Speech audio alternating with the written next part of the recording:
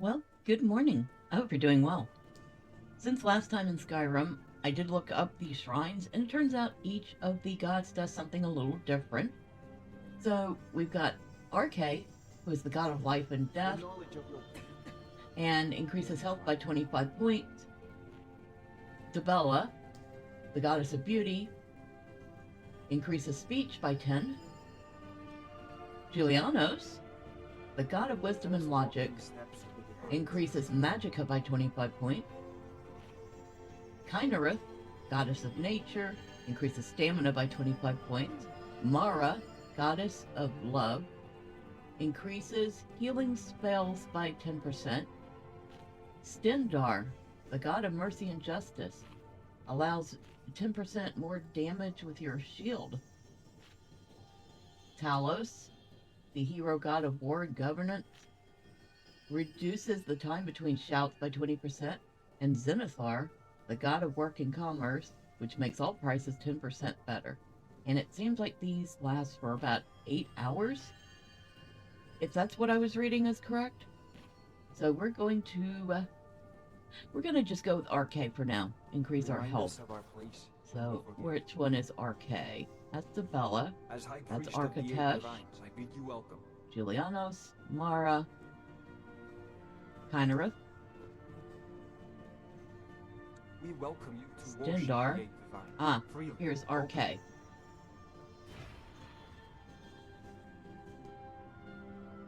All diseases cured. Blessing of RK added. We have increased our health by 25, so let's head out. So that's good to know. Different ones do different things. Although we should have probably gone with the one that makes prices 10% better. Maybe we could buy something, right?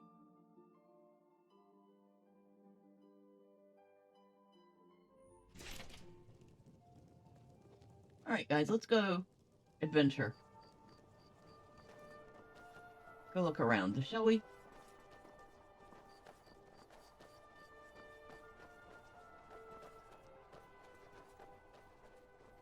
What kind of trouble can we find? Nope, we're not unlocking anybody's door. Thank you.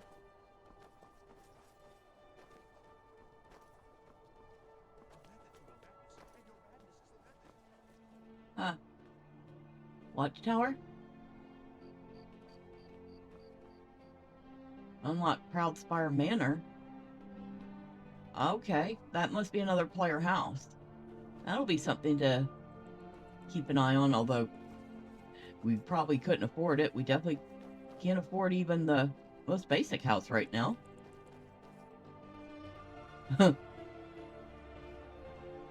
Dragon's tongue, huh? Okay, let me go grab that. Hello, sir.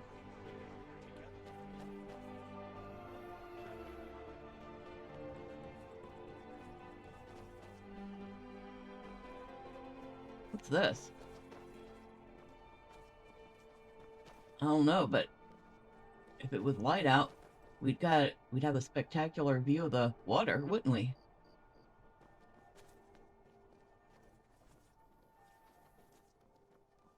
This place is fantastic.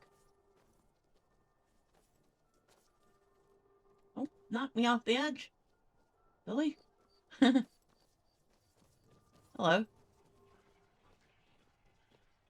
Could you tell me the direction of the nearest trouble? No? Okay. A lot of dragon's tongue here. Go pick a few.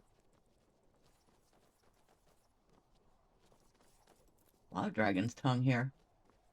Wonder what it does. I guess we should find out. Okay, so we want that. Dragon's tongue.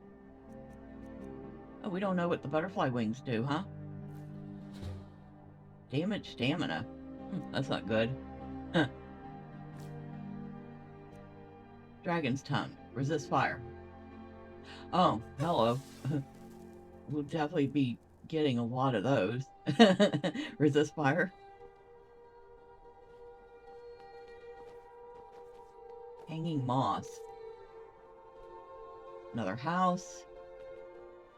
Alright, come on, guys. We are looking for places that we're actually allowed to go into. not places that we have to break into.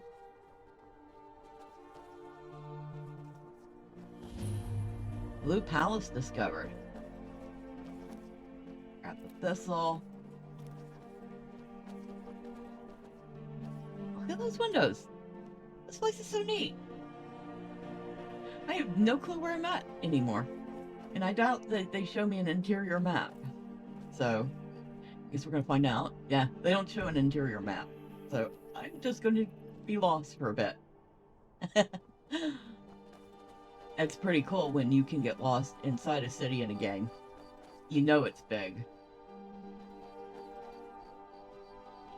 Oh, Nightshade, I'll grab that. No, I will not be tasting it. I'm pretty sure I know what Nightshade does, and it's nothing good. Rather not poison myself, thanks.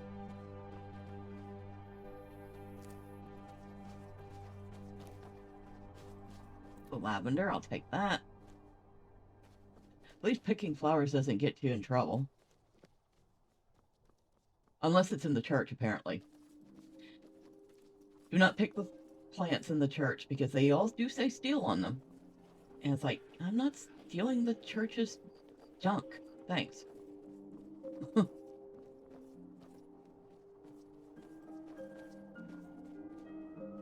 Graveyard, huh?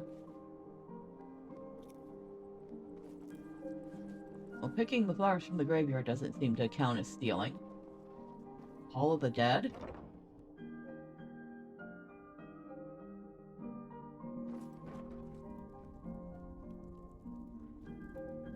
I'm not...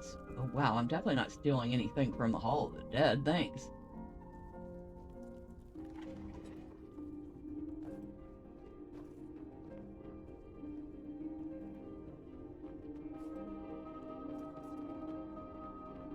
Excuse me, I'm just being nosy. Hello? Hello, my child. RK, watch over you. How long have you tended the Hall of the Dead? All my life. I practically grew up in the hall. My father and mother were the priest and priestess of RK before me, you see. I believe I was put here to protect this place from the darkness that pervades Solitude. What darkness pervades Solitude? This city has a long history of madness and murder.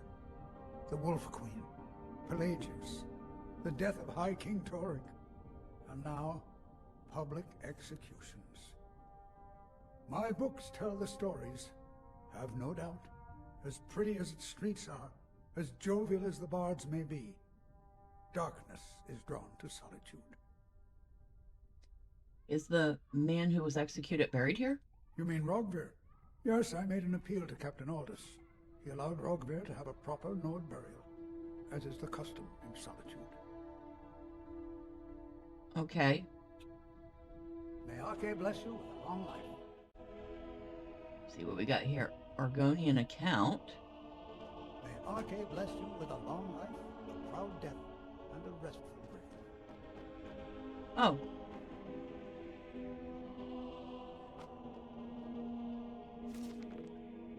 The Argonian account, book 3.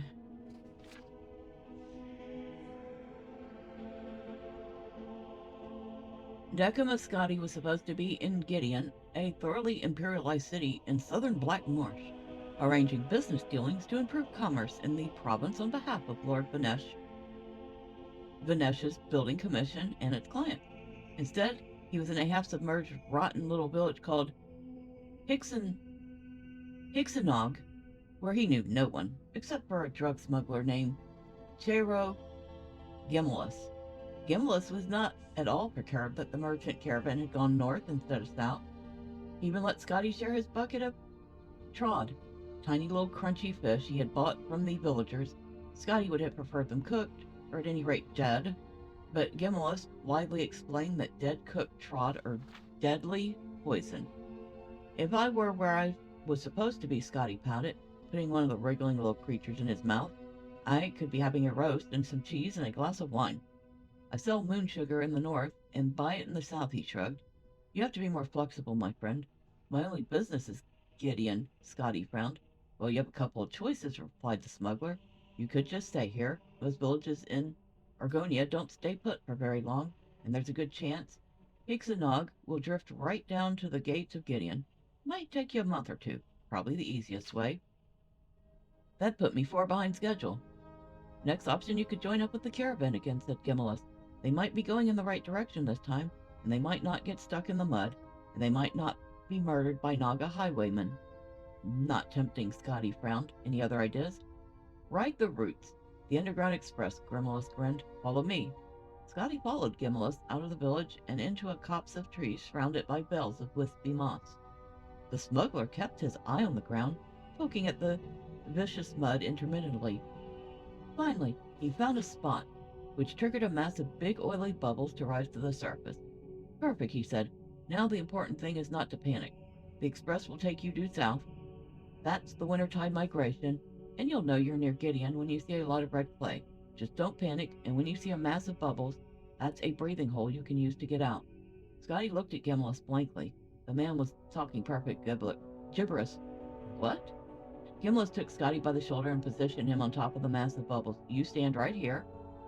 Scotty sank quickly into the mud, staring at the smuggler horror-struck. And remember to wait till you see the red clay, and then the next time you see bubbles, push up. The more Scotty wriggled to get free, the faster he sunk. The mud enveloped Scotty to his neck. He continued staring, unable to articulate anything but a noise like, ugh. And don't panic at the idea that you're being digested. You could live in a root worm's belly for months. Scotty took one last panicked gasp of air and closed his eyes before he disappeared into the mud.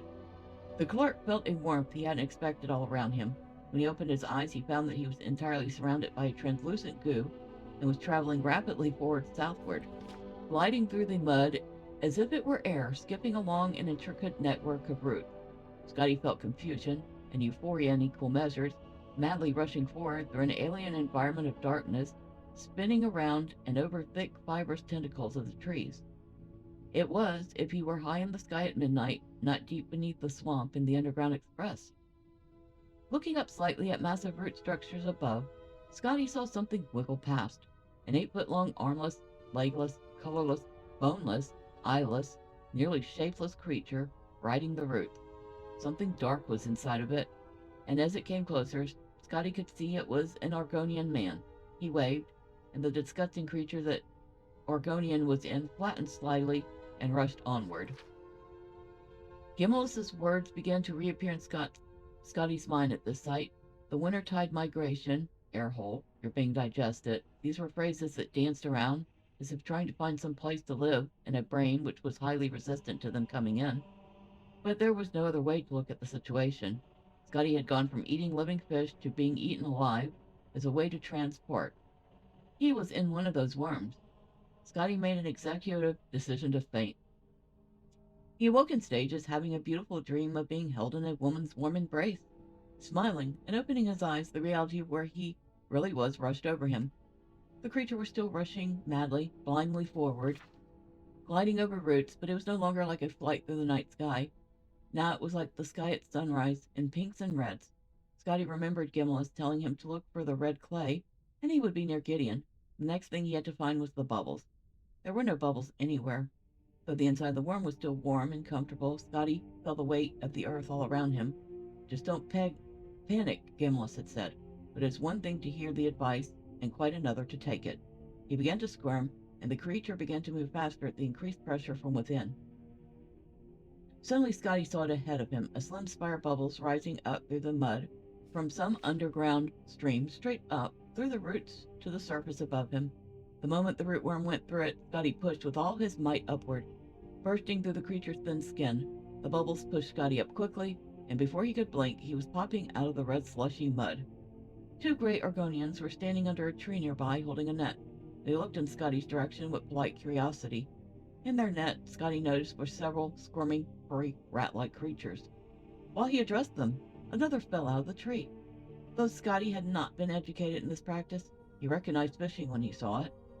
"Excuse me, lads," Scotty said jovially. "I was wondering if you'd point me in the direction of Gideon." The Argonian introduced himself as Drawing Flame and Furl of Fresh Leaves, and looked at one another, puzzling over the question. "Who you seek?" asked Furl of Fresh Leaves. "I believe his name is," said Scotty, trying to remember the contents of his long-gone file of Blackmore's contacts in Gideon. Archean right foot rock? Drawing Flame nodded. For 5 gold, show you way, just east. It's plantation east of Gideon. Very nice. Scotty thought that the best visit he had heard of in 2 days, and handed Drawing Flames the 5 septims. The Argonians led Scotty on a muddy ribbon of road that passed through the reeds, and soon revealed the bright blue expanse of Topol Bay far to the west. Scotty looked around at the magnificent walled estates, where bright crimson blooms sprang forth from the very dirt of the walls, and surprised himself by thinking, "This is very pretty." The road ran parallel to a fast-moving stream, running eastward from Topol Bay. It was called the Okobra River, he was told. It ran deep into Black Marsh, to the very dark heart of the province. Peeking past the gates to the plantations east of Gideon, Scotty saw that few of the fields were tended. Most had rotten crops from harvest past still clinging to wilted vines. Orchards of desolate, leafless trees. The Argonian serfs who worked the fields were thin, weak, near death, more like haunting spirits than creatures of life and reason. 2 hours later, as the three continued their trudge east, the estates were still impressive, at least from a distance. The road was still solid, if weedy, but Scotty was irritated, horrified by the field workers in the agricultural state, and no longer charitable towards the area. How much further? Furl of Fresh Leaves and Drawing Flame looked at one another, as if that question was something that hadn't occurred to them. Archene is east? Furl of Fresh Leaves pondered. Near or for? Drawing Flame shrugged noncommittally and said to Scotty, "For 5 gold, show you way, just east, just plantation. Very nice." "You don't have any idea, do you?" Scotty cried. "Why couldn't you tell me that in the first place, when I might have asked someone else?" Around the bend up ahead, there was the sound of hoof beats, a horse coming closer. Scotty began to walk towards the sound to hail the rider, and didn't see Drawing Flame's tail and claws flash out and cast a spell at him. He felt it, though, a kiss of ice along his spine, the muscles along his arms and legs suddenly immobile, as if wrapped in rigid steel. He was paralyzed. The great curse of paralysis, as the reader may be unfortunate enough to know, is that you continue to see and think, even though your body does not respond. The thought that went through Scotty's mind was, "Damn." For Drawing Flames and Full of Fresh Leaves were, of course, like most simple day laborers in Black Marsh, accomplished illusionists, and no friend of the Imperial. The Argonian shoved Decimus Scotty to the side of the road just as the horse and rider came around the corner. He was an impressive figure, a nobleman in flashing dark green cloak, the exact same color as his scaled skin, and a frilled hood that was part of his flesh and sat upon his head like a horned crown. "Greetings, brothers," the rider said to the two. "Greetings, Archie and Rightfoot Rock," they responded, and then Full of Fresh Leaves added, "What is my lord's business on this fine day?" No rest, the Archean sighed regally. "One of my she-workers gave birth to twins." Twins! Fortunately, there's a good trader in town for those, and she didn't put up too much of a fuss. And then there's a fool of an Imperial from Lord Vanesh's building commission I am supposed to meet with in Gideon. I'm sure he'll want the grand tour before he opens up the treasury for me. Such a lot of fuss. Drawing Flame and Full of Fresh Leaves sympathized, and then, as Archie and Rightfoot Rock rode off, they went to look for their hostage. Unfortunately for them, gravity being the same in Black Marsh as elsewhere, in Tamriel, their hostage, Decimus Scotty, had continued to roll down from where they left him, and was at that moment, in the Oncobra River, drowning. Wow. What a tale. Now, can I get to the other one?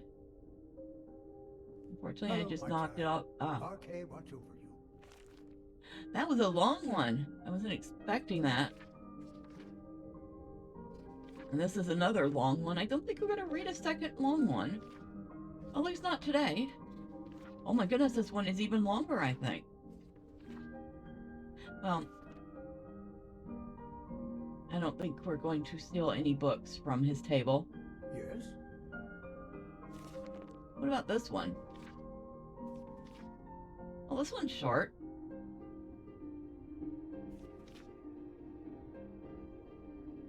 Lorcan is the spirit of Nirn, the god of all mortals. This does not mean all mortals necessarily like him, or even know him. Most elves hate him, thinking creation as that act which sundered them from the spirit realm. Most humans revere him, or aspects of him, as the herald of existence. The creation of the mortal plane, the mundus, Nirn is a source of mental anguish to all living things. All souls know deep down they came originally from somewhere else, and that Nirn is a cruel and crucial step to what comes next. What is this next? Some wish to return to original state, the spirit realm, and that Lorcum is the demon that hinders their way. To them, Nirn is a prison, an illusion to escape. Others think that Lorcan created the world as the testing ground for transcendence. To them, the spirit realm was already a prison. That true escape is now finally possible. All right. And this is his private quarters, so we won't be lingering there. Thank you. All right, Yes? thank you, sir. All right, he has May the nothing light else. of truth keep the darkness at bay. He has nothing else to say to me, but he did provide some good information, including the fact that the guy that just got executed is buried somewhere here. But obviously not in his personal abode.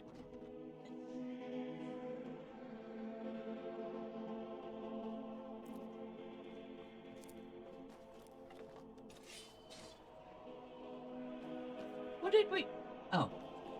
Put your weapons away, everyone. Let's not run around with our swords drawn in town. Thanks.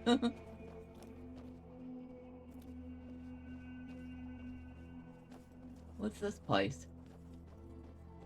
Books of Skyrim. Well, we'll have to return there when it's open. I'm obviously not breaking into the place. Who are you?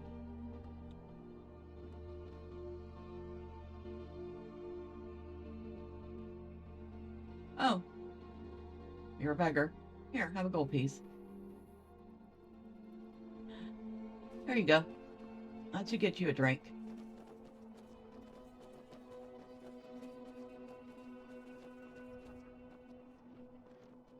Well, this place goes on and on and on.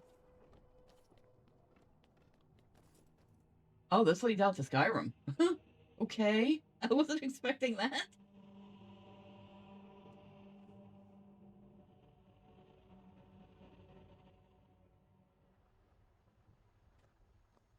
Okay, where are we?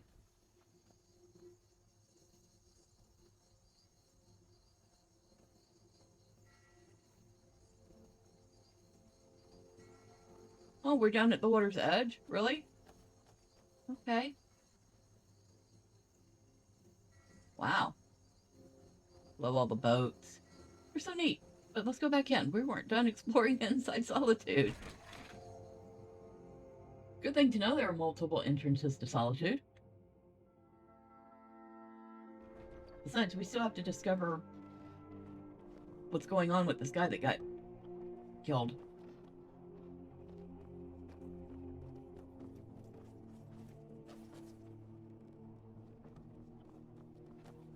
This place is a maze. Is this the bookshop? Yep.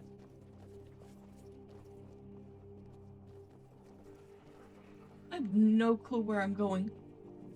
That's great. I think my next order of business is going to be to find a Castle Dower Emperor's Tower. Nice fire pit. We can sit down and look at it if we choose. Castle Dower. Lots of fire pits. For light and apparently for heat. Warmth. Woodcutter's axe. Now it doesn't say steel, it says tape. The Fletcher. Oh, somebody that makes arrows. Might have to visit him at some point. The blacksmith. Oh, we can use the forge? Wait, we can use the stuff here. Blacksmith's forge is used to create new weapons and armor from raw materials.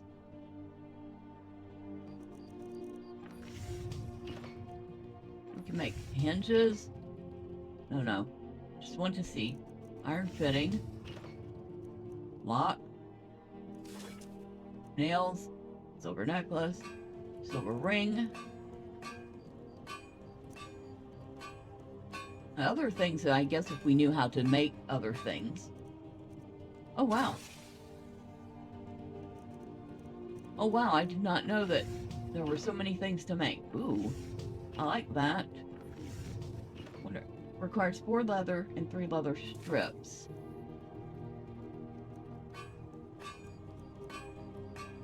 More costs? Replica. Huh. A Shellberg helmet. 2 Shellbug chitin and 2 iron ingots. Studded armor. Woodcutter's axe. If I had 2 iron ingots and 2 deadwood, I could make that. Oh, I love the animations of her working in the background as I look at the stuff. That's so neat. Black dyed leather. Okay, so if I had the materials and the know-how, I could make some of this stuff. That is pretty neat. I'm actually impressed with that, and I'm not stealing anything. Thank you. I'm stealing their junk. I want to go to prison and lose the little bit of gold I do have.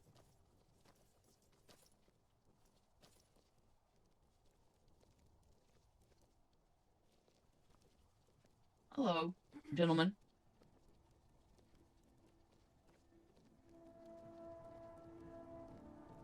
Oh, right, the town is quite lovely.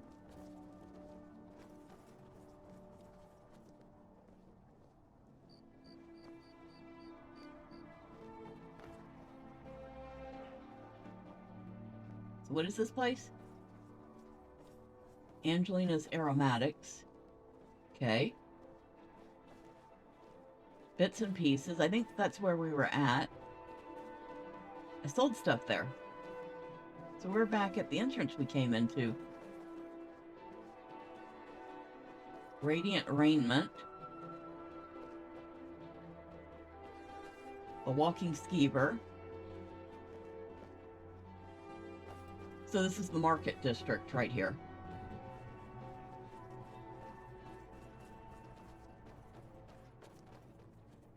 Hello. Oh. You're the guy I talked to earlier. I gave you a gold coin.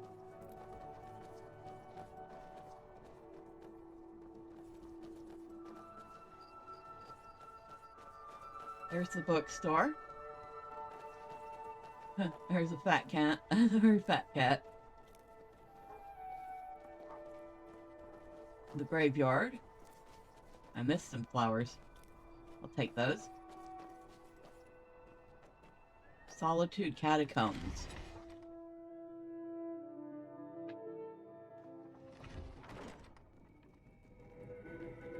Okay.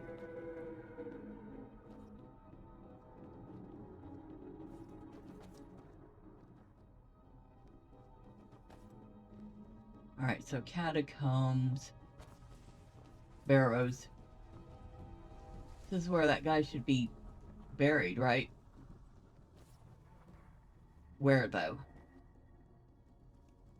Because I'm going to be nosy now.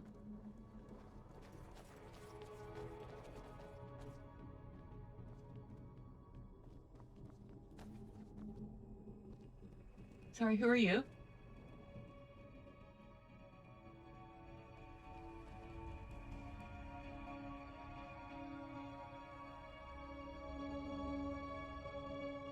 Well met.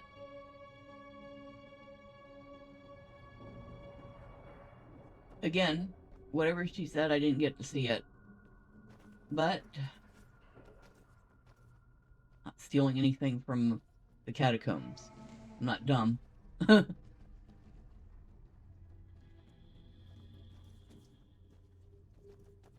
All of the dead.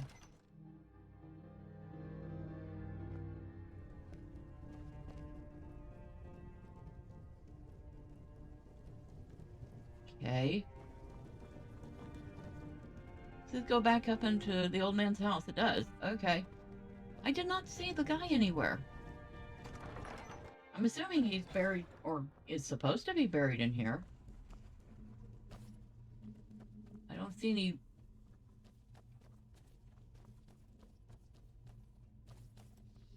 fresh bodies buried in here.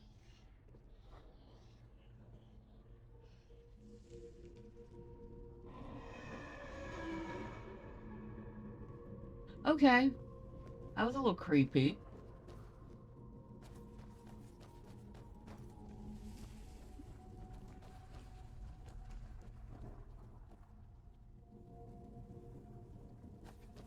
Maybe he hasn't been buried yet.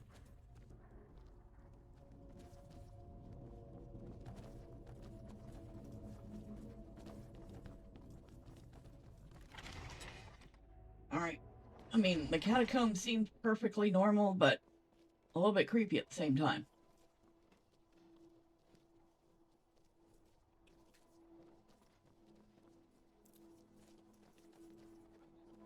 Nope. The bookstore is still not open.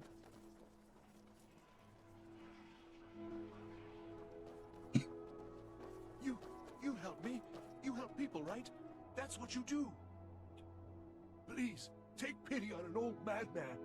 What do you need? My master has abandoned me, abandoned his people, and nothing I say can change his mind. Now he refuses to even see me. He says I interrupt his vacation. It's been so many years. Won't you please help? How can I find your master? Last I saw him, he was visiting a friend in the Blue Palace. But no one as mundane as the Jarl. No, such people are below him. No, he went into the forbidden wing of the palace to speak with an old friend. Said it had been ages since they had last had tea. Oh, Okay. you'll need the hip bone. It's very important. No entering Pelagius's wing without that.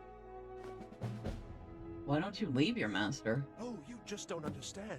Without him, I am not free. Without him, I am doomed. All of his empire shall fall into chaos. All right, then. Okay.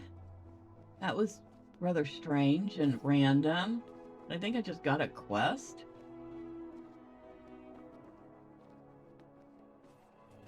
That's Proudspire Manor. Or Dragon's Tongue, I'll take that. Now, I thought for sure I saw somewhere an entrance to the castle. Wasn't here.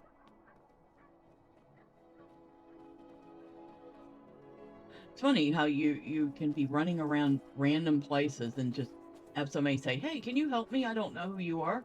I don't know you from a hole in the ground, but you look like somebody that can help me." The Bard's College. Okay. This might be someplace that Inigo likes. Welcome to the Bard's College. I'm the headmaster here. How may I help you? I'm looking to apply to the college. Always a pleasure to meet a prospective bard. You should be aware that many apply, but we accept very few people.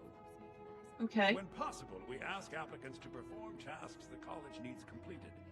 In this case, I do have a task befitting an aspiring bard. Oh? What do you need? Elisif has forbidden the burning of King Olaf, a festival put on by the Bard's College. We need to change her mind. To convince her, I want to read King Olaf's verse, a part of the Poetic Edda, the living history of Skyrim. Unfortunately, the verse was lost long ago. And that's where I come in? Yes, according to Giraud, our history's keeper, the portion of the Edda dealing with King Olaf might still exist in Dead Man's Respite.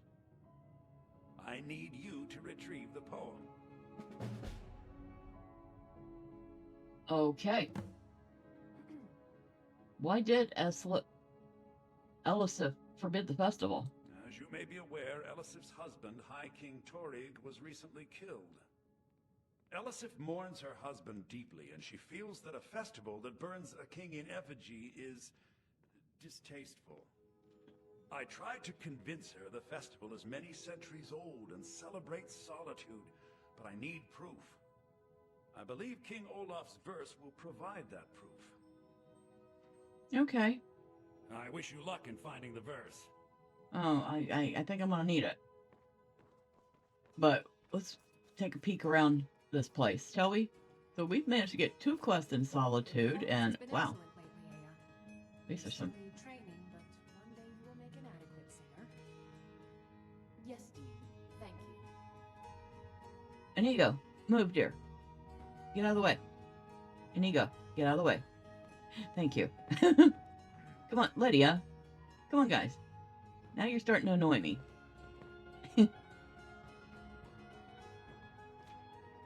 Oh, these bedrooms are nicely appointed.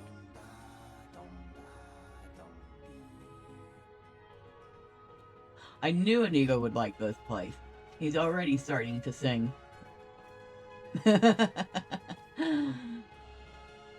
Oh, what a pretty place. Ah, the kitchens. Very nice.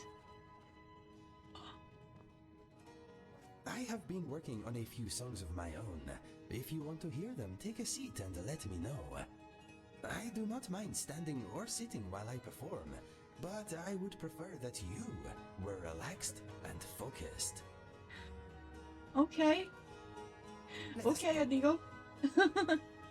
Okay, wait, we gotta try this. Let's sit down. Inigo, come here. Come here, Inigo. I can't talk to you if you're way over there. I am the cat that got the cream. If you take it back, I will make you scream. I'm the cat that got the cream. If you take it back, I'll make you scream. Anything else? I am not a good singer, but I try. You're fine, Inigo. You're fine. You make me laugh.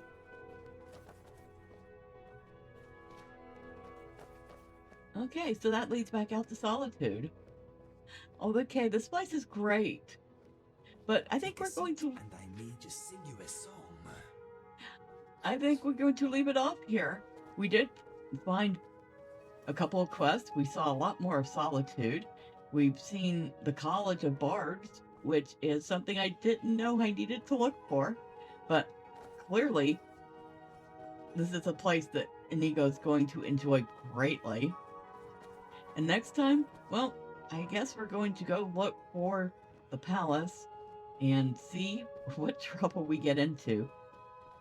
Until then, bye for now.